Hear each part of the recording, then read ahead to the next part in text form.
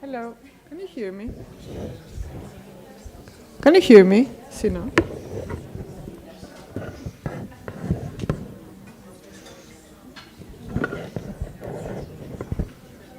Can you hear me? Ah, okay, sorry. Hello, everyone. Picture this.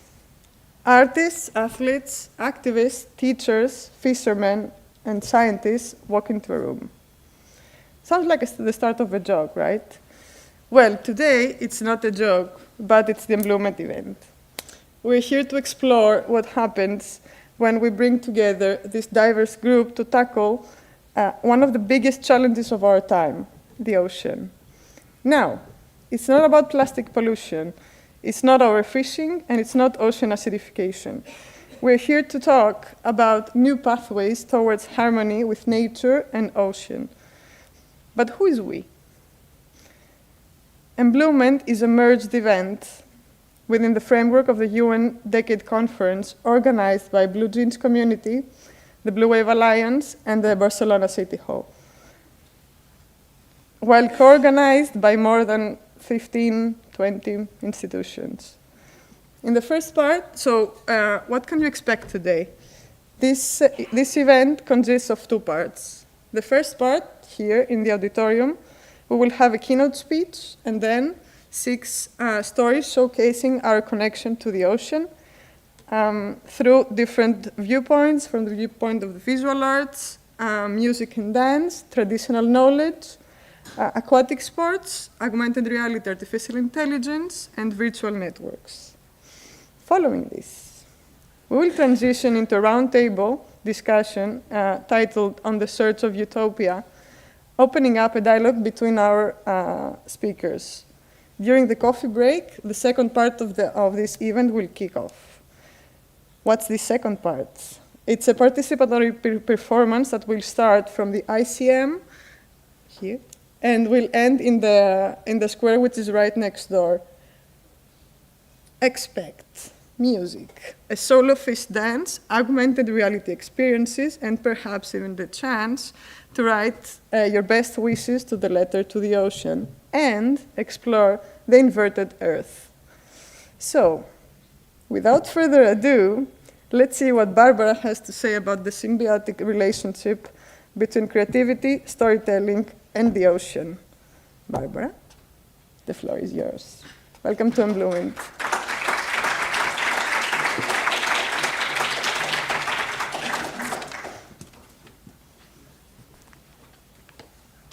Welcome, everyone. Wait.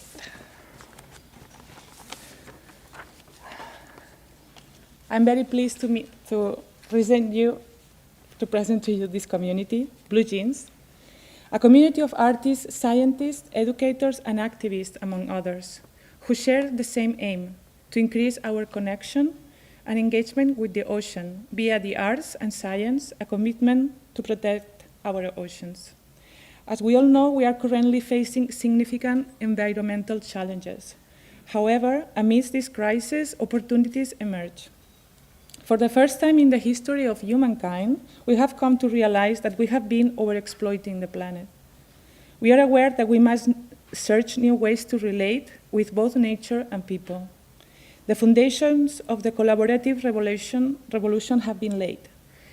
Now we need to put it into action. But to do so, we must assume the necessary economic restrictions, and these sacrifices are infeasible if we approach them only through cognition, as our cognitive side is definitely unleashed from nature. Sorry. Oh, wait.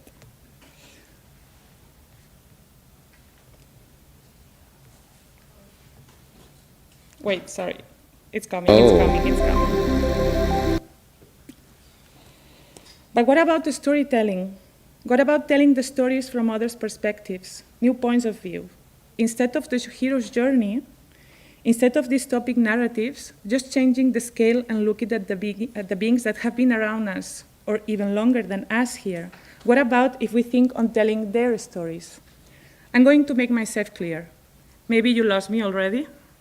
I would like to explore this concept through one of the most stunning creatures that live in the bottom of the oceans, which are the siphonophores.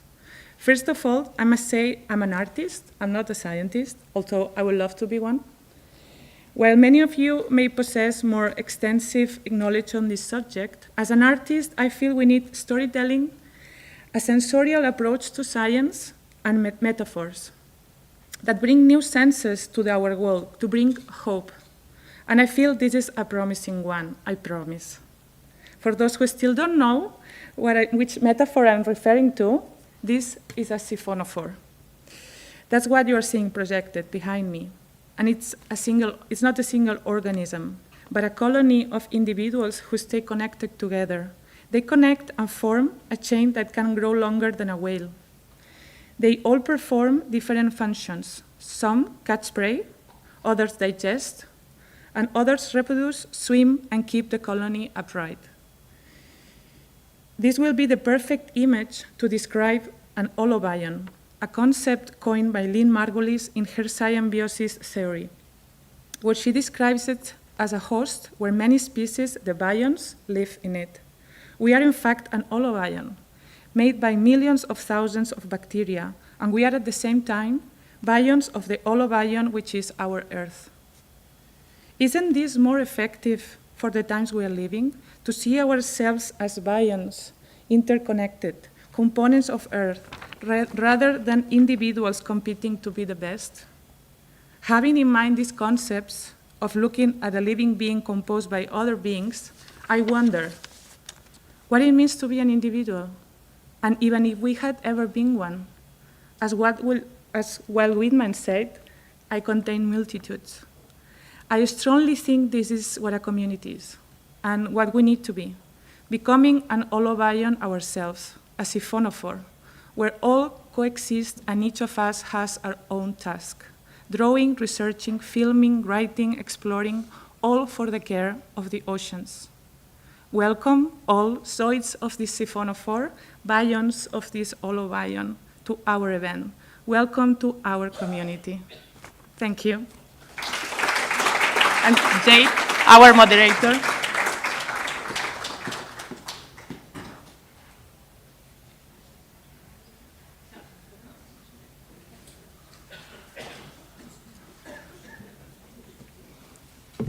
So again, welcome to Barcelona. It's our great pleasure to have you in Enbluement. And we now move to our speakers, with whom we will be exploring multiple ways of relating to the ocean through the lens of 6 success stories. So when we think about the ocean, its coverage and vastness, mobile and liquid life, which transcends borders, it is evident how inherent and important the role of connectedness is. Excuse me. For instance, virtual networks, one of our featured thematics, is a potential platform for capitalizing on this interconnectedness. Or traditional knowledge and rituals, another one of our topics, may stimulate our understanding of worldviews and approaches to the human and non-human. So without further ado, I introduce the speakers who will share with us their stories. Are you coming up to the stage now?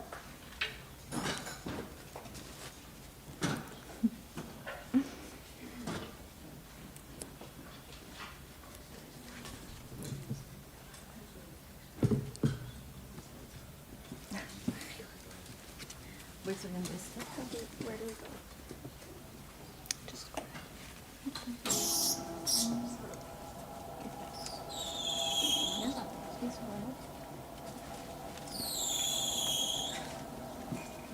That's interesting.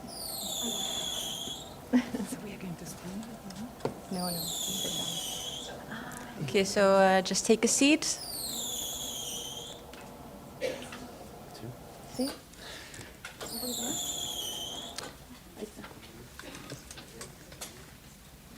And you see two microphones placed on the tables, so these ones work better. You have for moving the AirPods? No? I don't. Maybe this one?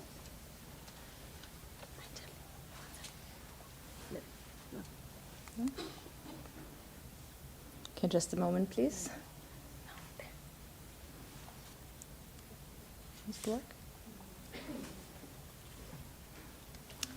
Okay.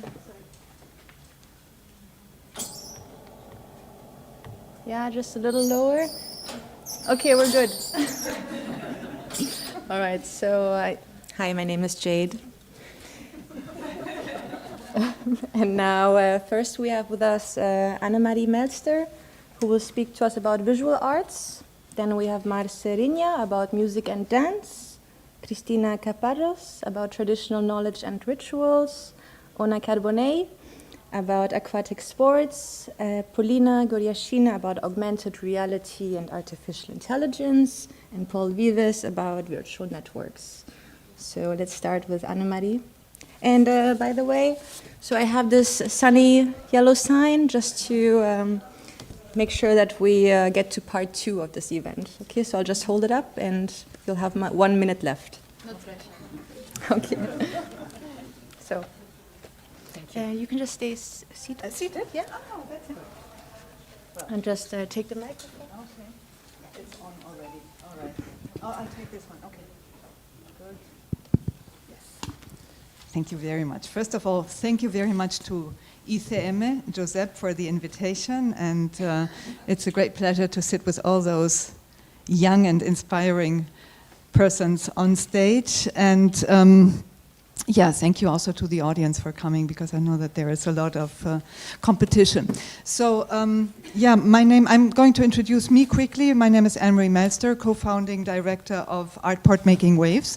We are, since almost 20 years, an organization working at the intersection of art, science, and informal education, mainly dedicated at the beginning to the topic of climate change, and since 5 years to ocean protection. We are with We Are Ocean, our program endorsed by UNESCO for the UN Ocean Decade. We were already part of the preparatory phase since 2019, and we have been doing this We Are Ocean global program in many countries already worldwide. My background is philology, art history, and political sciences, and I was working in commercial art advisory at the beginning, like many years ago.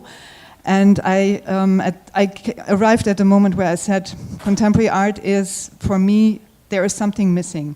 So I decided to create Artport together with a colleague to dedicate contemporary art to something which makes meaning, so environmental protection. And well, many years have passed, and in 2018 I was introduced to the idea of UNESCO, of IOC UNESCO, to create the Ocean Decade, and I said, now is the moment where I have to work on the ocean, because I'm in love with the ocean since I'm a little kid. And we invite, with We Are Ocean, we invite, I have to be short, I know, you look on the watch. I invite contemporary artists and marine biologists, and we choose schools or universities, or we are also commissioned by organizations to participate in bigger conferences. And we create an interdisciplinary program where we choose a topic, a local topic, obviously. Just for example, the last bigger project we did was We Are Ocean Waddenzee, where we went to the Netherlands, to Germany, and to Denmark to work on the Waddenzee coast. And each artist we chose a specific topic. Oh, I have to. No, it's okay. Images? No. Images. Yeah. So I think there is, I start with Berlin. Okay, we start with Berlin. Lisa Rave is a German artist. We invited her. We had like a, I don't know, a list of 15 or 20 collaborating organizations in Germany. And we worked in Berlin and Brandenburg, which is the area, the region around Berlin. And we went to several schools. And for us, creating youth empowerment is really important. So we go to the schools, we work with scientific knowledge, but we invite the kids or teenagers to put hands on. So the artist is inviting the young people to co-create an artwork with her or him. And in this case, they created a film, which we are going to screen, by the way, tomorrow here as well, in the same room at 7 o'clock in the evening. And so the kids, they transfer scientific knowledge into an artwork together with the artist, which means they put hands on. It's a participatory project. For us, it's important that they transfer the knowledge, that they don't only see and are entertained by something, but that they really understand what's going on and that they put their creativity into each project. And they see their result at the end as well. We take them to bigger conferences where they are confronted with big experts. 1 minute, okay. It's done. Finished. It's already finished. Last Okay, sentence. you lent me 30 seconds. So, and Waddenzee, we worked around a specific topic about the Waddenzee, like fish trap fishery, which is pointing out to a sustainable fishery in contrast to overfishing. And yeah, I have to come to an end, I know. So we have many projects in the future until the end of the decade, 2030. And I invite you to follow us and to come tomorrow to the event here at 7 o'clock. Then I can talk a little bit longer.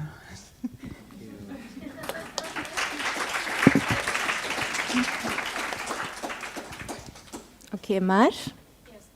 How about I give you this? Okay. Is that better? A lot of things in my hands. Okay, then I do it. Or maybe I come here. It's better. Yeah. Okay. Oh, yeah. I'll keep. Okay, yeah. I'll keep this. Okay, good afternoon. I'm going to talk about my relationship with nature and concrete with the sea. My work consists of using my body as an instrument to listen and to explore what moves me when I am in a specific situation or a place, to create an image, poetic gesture, or a sound through the visual arts and the performance. Nature, for me, and its rhythms are one of my principal subjects of my study. For me, nature has many meanings. Nature is my atelier. I'm inspired by nature, and in several works, I use nature as a metaphor to explain my feelings and points of view. We are nature, and understanding and observing it is where I learn about life and the human essence. Moreover, nature is also a sacred place for me. It is where I find myself. The first one, please. Okay. Where I work, the space or nature around me became an extension of myself. I transform with the elements that surround me. I don't lose my personality, but at the same time, I'm completely disappear in the present moment. When I am on the stage, I let nature speak through my body, and at the same time, this nature speaks for me. The environment reflects me, and I reflect the environment. If you can pass, okay. I started working with the sea and the water like 10 years ago, I did an artistic residency in San Martín de Empúries, that is in front of the sea. During 3 months, I was looking at the sea every day, how it changed every moment, the color, the movement. I was drawing every day its movements because I wanted to synchronize my body with the sea and find a way to create together. The last work I created was 35 minutes film co-created with Jordi Oms, that is a composer and a singing teacher.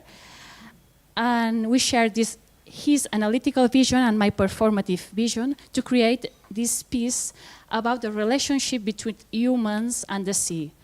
Whales were our inspiration to find human identity and our connection to the earth and the universe.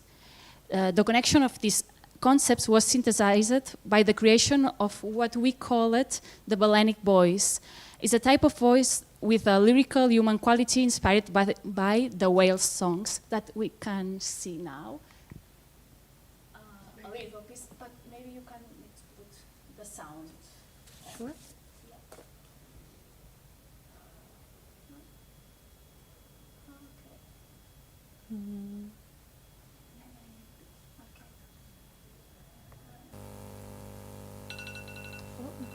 Can we hear it?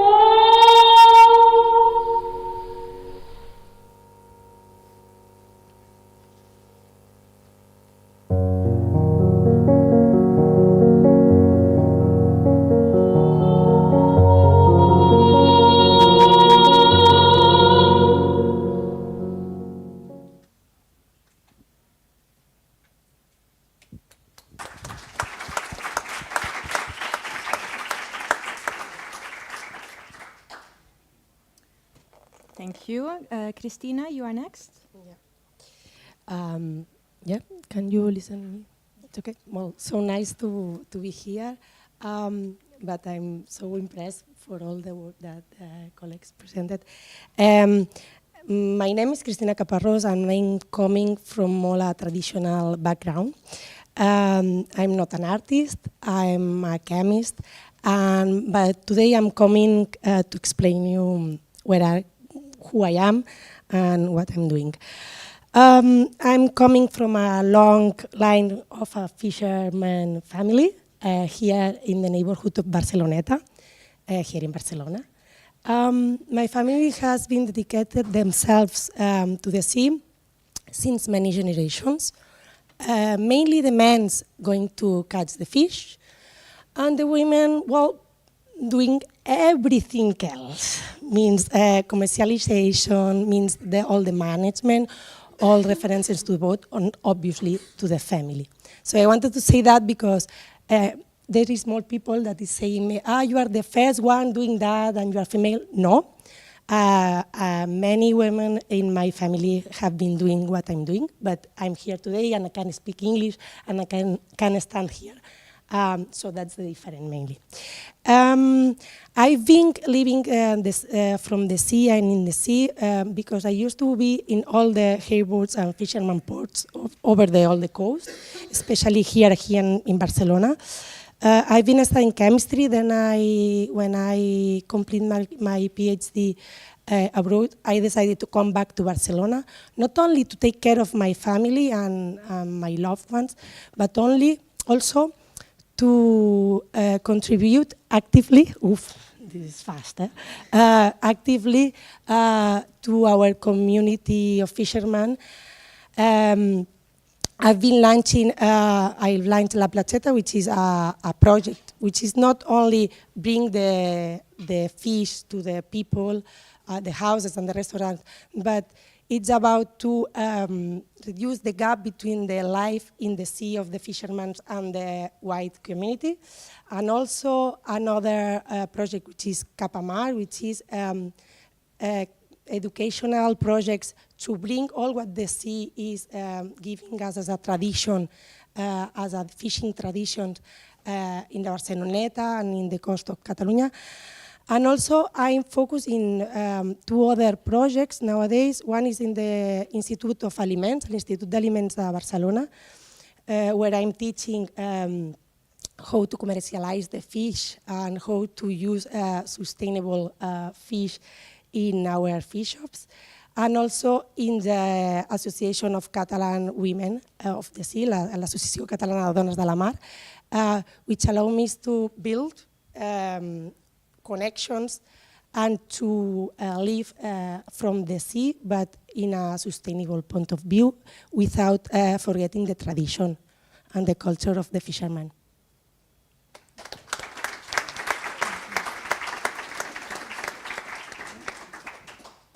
Una? Hello, thank you for inviting me here. It's a pleasure for me to be here. So I'm Mona Carbonell. I'm Olympic and world medalist in synchronized swimming. At the age of 14, I joined to the Spanish national team, and I throughout out my more than 20 years in elite sport. I have won 23 world medals, making me the woman with the most world medals in history. I also won 2 Olympic medals in London 2012. Sport have shaped me and taught me so many values, allowing me to be the woman I'm today. I suppose that almost all of you already know about my sporting side, but as many of you also know, I'm mother of 2 children. It was a complicated step because motherhood in sport is still a taboo subject, less and less every day, but still. This made me realize that there was no work-life balance in elite sport and led me to consider many things.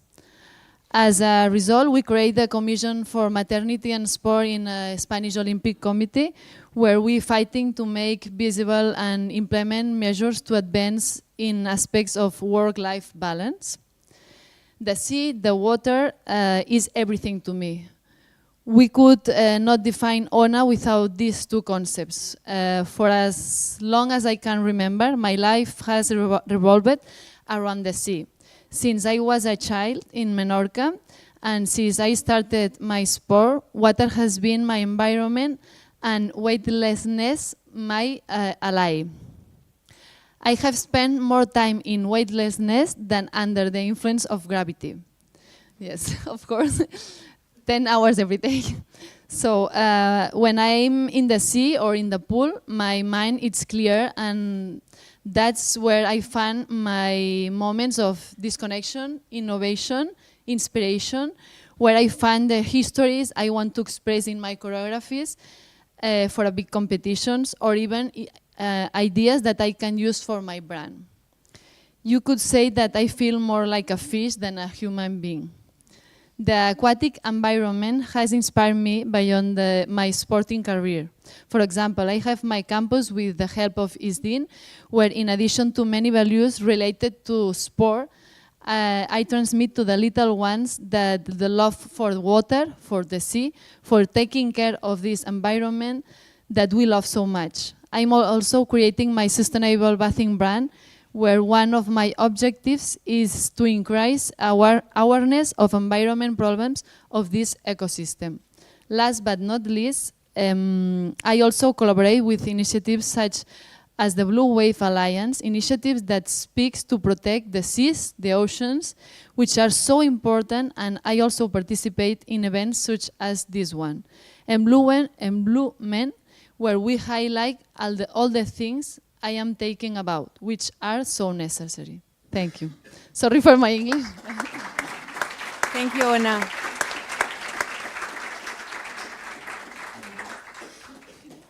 Paulina, would you like to? Yeah.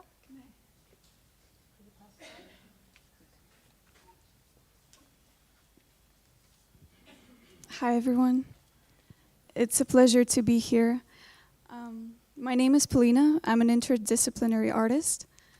And I have always held a very strong fascination towards this language of complexity across different disciplines and how they're intertwining.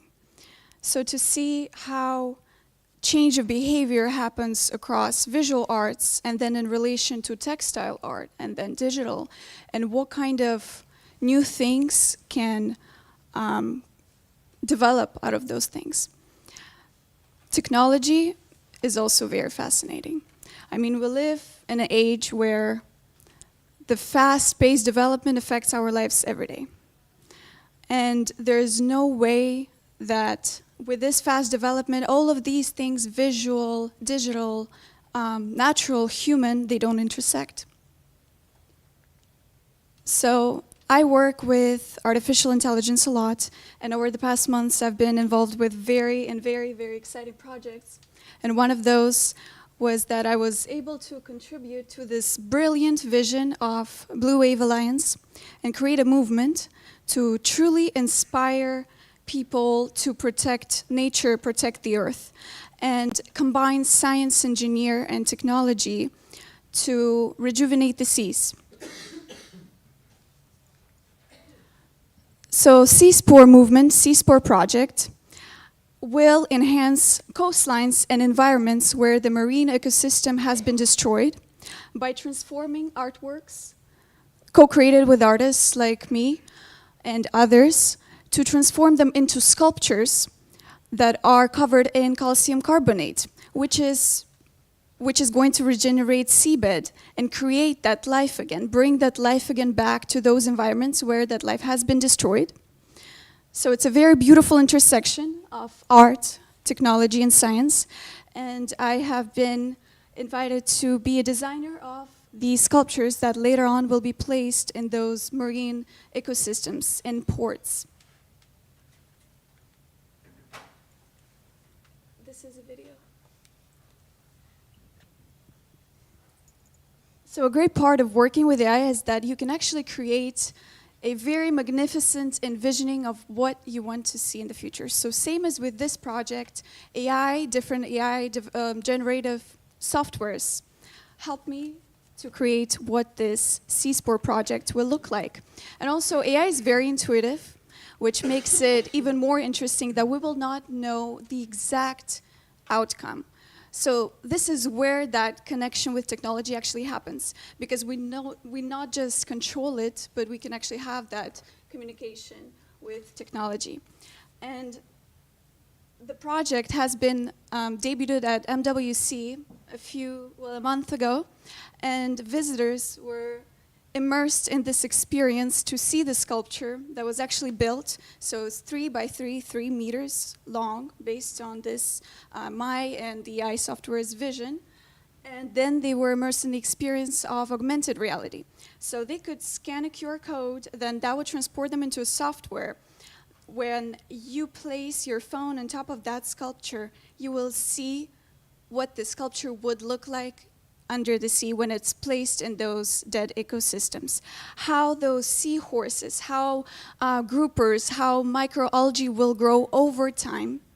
And this is the beauty of augmented reality, that we can envision, we can see, we can immerse, we can have a new experience with nature, we can have a new experience with technology, and we'll have ultimately new experience with all those people around who saw that. And that creates communities, that creates bonds, and only using those means, we can create a stronger message and drive change. Thank you, Paulina. Thank you.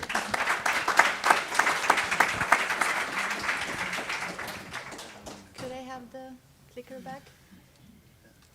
Paul, thank you. Would you like to keep it? Yes, I think Great. so. Just like this. Okay. Okay, I'm the last one. Well, it's such a pleasure to be here with such inspiring woman, really. My name is, thank you very much for inviting me, Blue Wave Alliance and ICM. My name is Paul Vives, and I'm a biologist and underwater cameraman. And I'm going to talk about one topic, but my work is to connect people with ocean. I want you to ask you one question. How many of you are living in cities? All right. Me as well. For 2030, we expect that 60% of the population, so 6 people out of 10, is going to be living in cities. So, as you already must know, but we are really disconnected with nature and ocean. So this disconnection is going to be greater. So we need to use all the tools that we have to connect people with the ocean, okay? And we can do it in different ways, in real experiences, but we can reach them using virtual networks and social media. So, yeah, okay. 3 years ago, we raised a company which is called Audition, that we work on these 2 main tools, okay? We organize marine experiences here in the Mediterranean, but also around the world, to make people be face-to-face with the ocean predators, for example, just like sharks, okay? But of course, not everybody has the opportunity or the level to be in front of dolphins or to be in front of sharks or doing these experiences, but we can reach them. We can tell the stories using social media, very powerful stories, to raise awareness about the protection of these species, okay? So, right now, you know what we do. We do awareness in social media. We do marine experiences, diving and not diving. But I'm going to go through one quick example related with this shark. 1 minute, okay. Very fast. This is a beautiful blue shark, okay? Tinturera, en català, or Prionace glauca, which is, I took this shot in the Azores, okay? This is a beautiful male, around 2.5 meters, more or less, really adult, like around 15 years or something like this.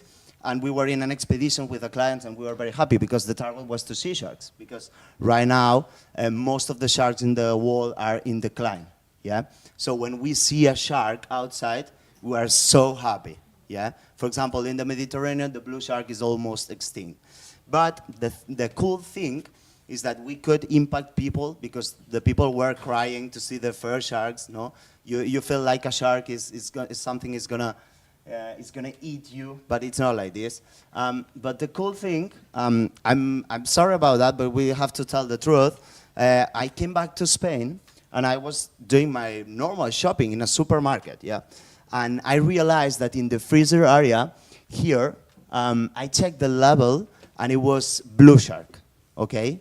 We could see blue shark, meat of blue shark, and in the level says that it was catch in the Banco dos Azores. So maybe the shark that we were seeing 2 months or 3 months ago, maybe were in the supermarkets, okay? So apart from being against or not against, but we try to use all this information to raise awareness in social media to make a campaign and reach a lot of people, like thousands of people, to raise awareness about the protection of sharks and to help the Stop Finning initiative, which aims to finish with the commercialization of shark fins in Europe. So that's the 2 examples that we can do in one thing. And that's it.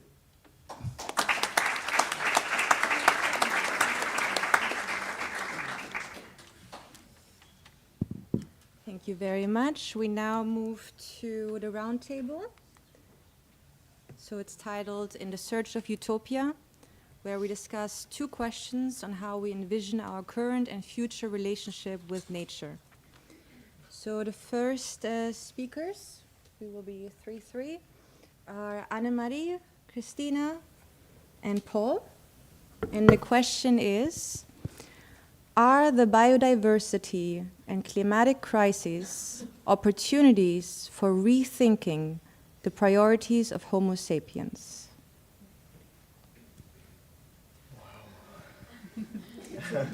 Oops. Yeah. It's a very philosophical question. Thank you, Josep. And since I tend to talk too much, I'm reading my answer. I think that's better. I strongly believe in the fact that each crisis is an opportunity to improve. We, as the Homo sapiens species, one of many species sharing this planet, Mother Earth, have hit the wall with greed and technological development. Now it is the moment of emergence to find a way out of the cul-de-sac, like they say in French, or cul-de-sac, the dead-end street. And the only way is to turn around and commence a radical systemic change. And this starts by creating new ethical priorities. One of them is pushing towards an ocean agenda in local communities, municipalities, and national governments. Through the radical citizen behavioral change, corporations will be pushed to change as well. For this possibly utopian idea, we need a global petition, which will be sent to all governments worldwide. So that's my utopian idea, and I'm a very radical person. The people who know me, they know how difficult I can be sometimes, but I think if we can maybe take it from here in this group, maybe also including the audience, maybe there is a chance that we can create a movement about that. So that's my point of view. So I agree. I totally agree with you that when there is one crisis, there's also hope for change, right? And I think the moment that we are, like all the people that we are here in the States, we all of us, we are trying to do something meaningful. We are not trying to do, business that it's not meaningful. We are always trying to help. This reminds me of one project that we are doing in Audition, and sorry for coming again to here, but I think it's a really good example that I've been diving in La Costa Brava for so many years, and I've seen with my real life how the ecosystems are degrading, and what's the difference between when you protect a marine area just like Medas Islands and when you are diving in not a marine protected area, and you see such a difference of marine wildlife. And we started a project following the 2030 initiative to make 30% of the ocean, to protect the 30% of the ocean by 2030. And when you think about this project, this is an audiovisual project to push this initiative, when you think about these projects only because there's one crisis, only because you have seen that your home is being destroyed, and not also for contamination or whatever, but just for raising temperatures in the area and whatever. And this project, which is called Waves of Tomorrow, that is also helped by Blue Wave Alliance, helped this. But without this crisis that we have, you don't rethink and you try to approach things in a different way. So my answer is that this biological crisis, we have to push our minds and think about, and different projects that also adds value to the society, not only business for business. Well, I never know if it's that working. Well, I'm completely agree. Maybe my point of view is more practical, more from the economical point of view, and I think it's also interesting. But I would say as a resume that fishermen are the first interested in taking care. Okay, so I will explain a little bit better, but I think that all that we are here, we are more in the same line, and we want all to solve this crisis. Also say that, yes, if there is no Homo sapiens, if there is no a crisis, normally we don't move. We keep on doing bad things again and again. We are not solving anything. Especially from the fisherman point of view, there have been several, let's say, bad things we've been doing for several years. But I think for the last 30, 40 years, we've been highly changing our points of view. These big community that was not taking care of climate changes or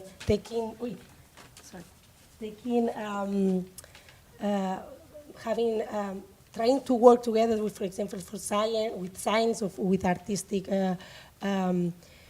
communities. Now this is completely old-fashioned, I would say. I think that the first priority on the fishing communities is to try to fish less and fish better. To be on the side of the scientific community, to learn more, to try to do what we can do and what we cannot do, and maybe to think about, 1 minute, rethink the model, I would say. For me, it's so important, the tradition, and to see, I cannot imagine the next 10 years without eating fish, local, from sustainable sources fish, but we need to rethink the model, and we need to think what we can do, what we cannot do, and which is the cost, the real cost. Because for me, it's a great example what you take. We have a lot of politics and administrative proceedings that they are saying that what we can do and we cannot do. Some of the times these politics are not made from the local fishermen, but made from big industries that they are bringing us to, making us to consume one type of sea products, which is not what we wanted to consume. And is these big industries that didn't allow us to decide where we can, but this is for the whole alimentary system.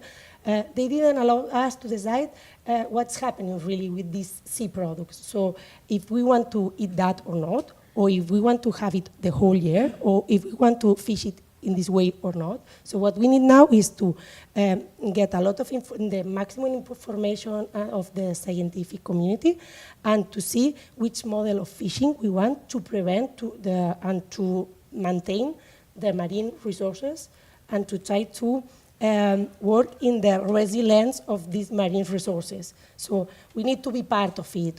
We cannot be aside of what's happening and all the changes that we are promoting. Okay. Thank you. We move to our second question, which will be answered by Ona, Maren, Polina. And the question is, can we combine science, new technologies, and arts to expand our perception and experience of nature? Thank you. In my opinion, yes, of course. I will read too. So, without going any further with my sustainable swimwear brand that I'm creating now, one of my objectives is to raise awareness and sensitive people about the problems that the sea and the oceans suffer from plastic, pollution, climate change, or loss of the biodiversity, for example. So I think that everyone who knows me and knows who I am relates me directly to water. Even my name in Catalan means wave.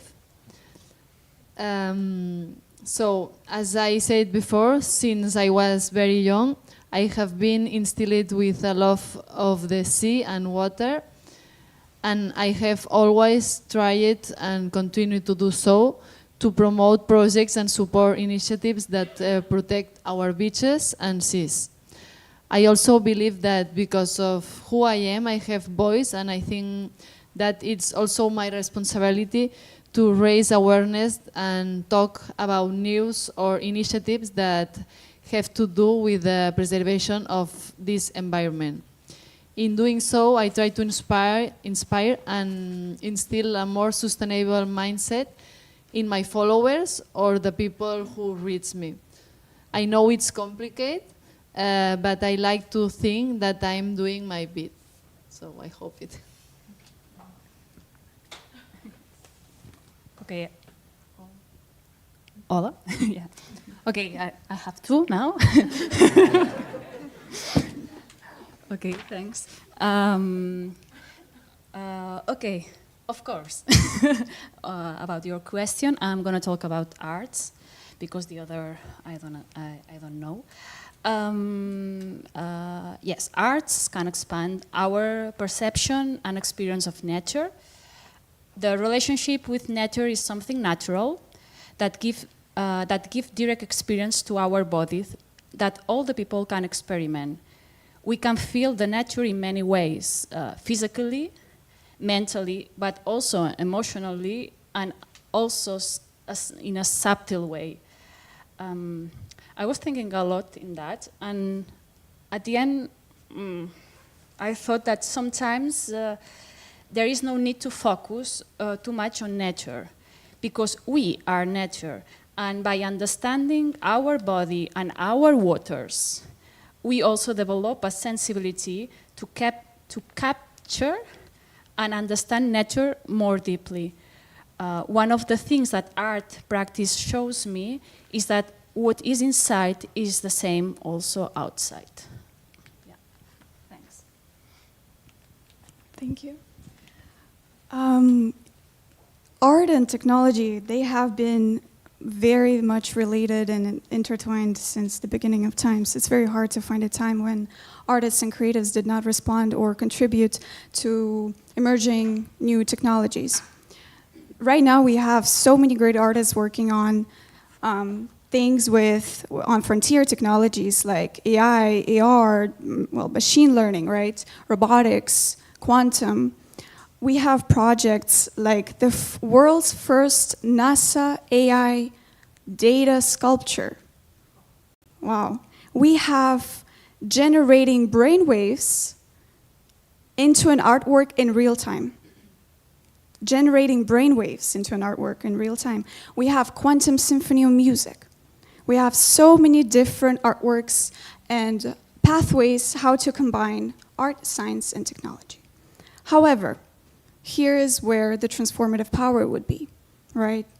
To actually do it not just for the sole purpose of entertainment, but to bring education into it, to bring message, to bring knowledge, to connect people together, to provide them with platforms to collaborate on these projects and to bring the systemic issues, environmental issues into the masses. Because this will be these experiences in connection with these technologies and all these interdisciplinary approaches will create an awe.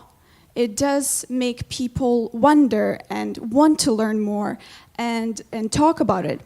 And this is very important, and this is how we can create new perceptions and new experiences, new sensory experiences, right? Because all of these technologies are tools, new languages, new communication tools.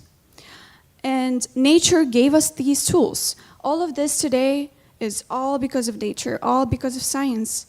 So, and that will lead us to create new relations to nature and to acknowledge that we all are a part of it and we are all here because of it, and do change and do projects and collaborate.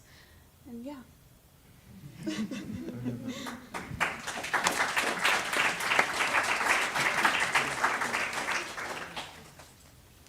Okay. Do we have perhaps a question in the audience? I believe we have a third microphone. There it is. Okay. Hello. My name is Maya, and I'm an artist in new technology and science. And I just want to raise a point here because I work as a new technologist. I'm an engineering and an artist. And I'm in the communication about technology in general. I find it very, I feel like we need to be careful about it, because technology, of course, can help in many ways in analyzing data, in the science, in calculating, in AI, in communication, as we do also, and in our art using technology. But there is always this question underground about the technology itself, because when we put too much hope in the technology, we think that technology is the solution to save the planet about all this problem going on. But I would like everybody to wonder, is technology, is it more part of the problem or part of the solution? Like if tomorrow we take out all technology, would it be like of course it's not what I hope and it's not what I think we should do. It's just to put in balance what's important about tech and art and solutions in general. What would you think about it? Can I have the mic, please? I think, yeah, of course, it's right what you are saying, but everybody of us, we are individuals and we have individual opinions. So Paulina will say technology is important for change. Me, I say technology is what has driven us to where we are right now. But of course, I think there is no truth. It's like we all have our own truth. Of course, I know that technology is important. We would not sit here without technology. But we cannot exaggerate neither. We cannot find the solution in our situation right now, climate change, ocean destruction, etc., in technology. This is not going to work out. We cannot put CO2 into the earth. We know that. I mean, a lot of companies, they are looking for ways to make more money and to invent more things, and all of this is important to advance, obviously, but that's not the solution. And this is why I'm always saying, yes, okay, 30 seconds. Working on, this is, we, with Artport, we don't work with plastic sculptures. So we don't fish plastic out of the ocean and create beautiful sculptures in order to talk about plastic pollution, because that's the end of the problem. We have to go to the beginning. So, and the beginning is to educate and to teach young people, adults, everybody, that we all have a responsibility. And we cannot leave this responsibility to governments and corporations in order to find technology to solve our problem. The solution is within us. That's my opinion. Thank you very much. And I hope that after this part, in part 2, you could still continue your discussion. So we're moving now, a round of applause for our speakers. Thank you.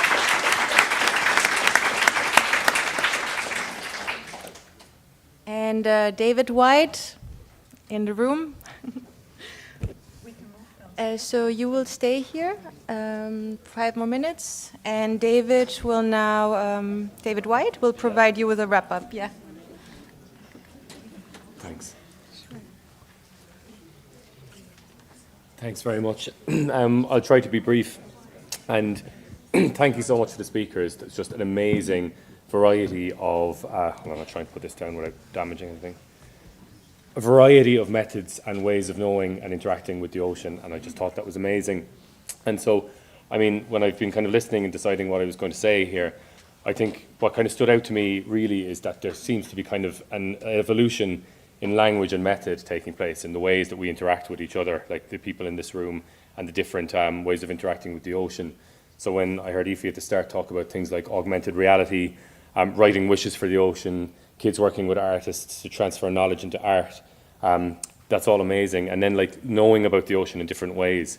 So it struck me when I was listening to some of you and watching some of the videos that you have a completely different response to learning about, say, ocean bathymetry through using sensor equipment or a video with beautiful music, or by getting dragged across a reef after falling from a surfboard, which I can attest to from personal experience.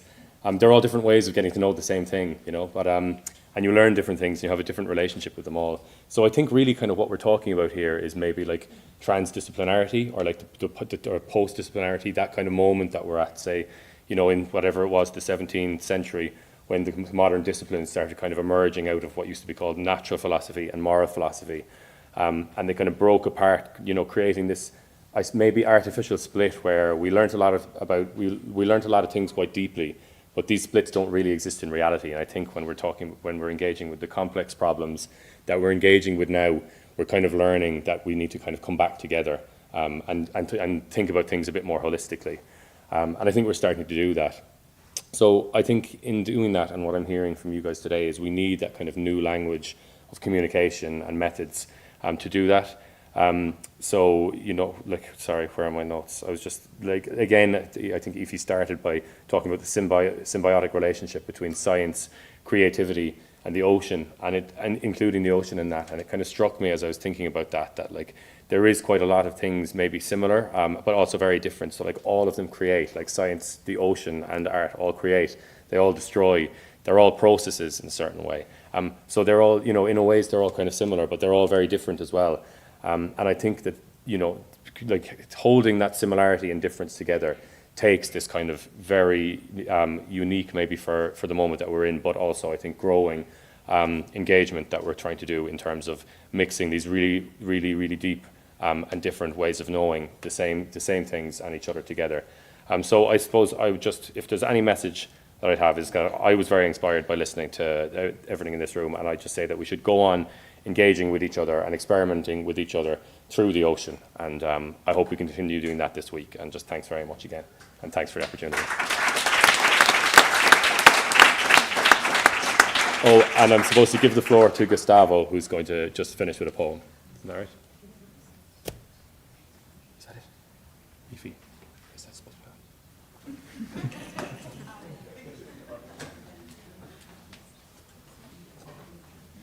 Well, thank you very much. Well, I have to say that another way or another form of art is poetry, of course. This poem was written by Mauricio Jara. Mauricio is part of our Blue Jeans community. Right now, he's working in Guinea in Africa. That's why he's not here with us. I hope I can do it justice. It calls a drop's story. Suddenly, I wake up from my dream. An aeolic surface was given to me. Alone to the unknown, all my universe was gone. The inexorable fall, a state of being. Towers of Babel, someone scream. 3 winds after the first breeze, a shock and a 4 more to see. Orogenic, we were no longer alone.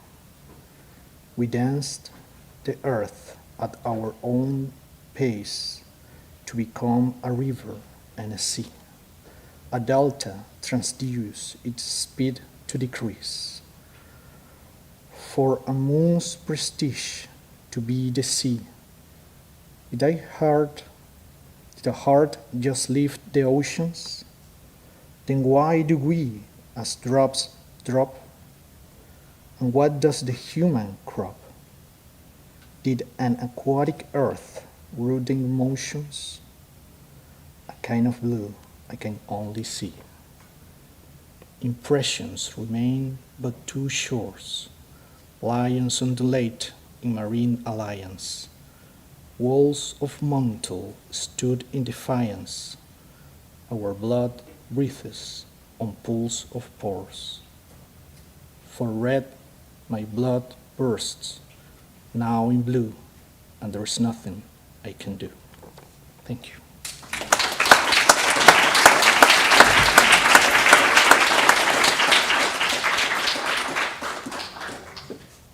Hello. So this was the finish of the first part. We now invite you to our catering. You can have there like 15 minutes, 25 minutes, and then you have to follow the sound of a percussion band that will guide you towards the second part of the event, which is the participatory performance. Thank you very much.